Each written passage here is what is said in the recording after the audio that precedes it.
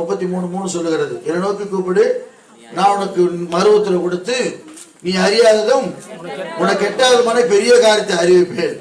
ஆபத்து காலத்தில் நோக்கி கூப்பிடு, நான் உன்னை விடுவிப்பேன், நீ என்னை மகிமைப்படுத்துவாய். அப்ப ஆபத்து நேரத்தில் எனக்கு அன்பான தேவ பிள்ளையே, இப்பேற்பட்ட இக்கட்டான ஒரு சூழ்நிலையிலே, இப்படி சோதனையான வேளையிலே ஆண்டவர் நோக்கி பார்க்கும் பொழுது அவரே நமக்கு துணையா இருந்து நம்மை தேற்றுகிறவராய் இருக்கிறார்.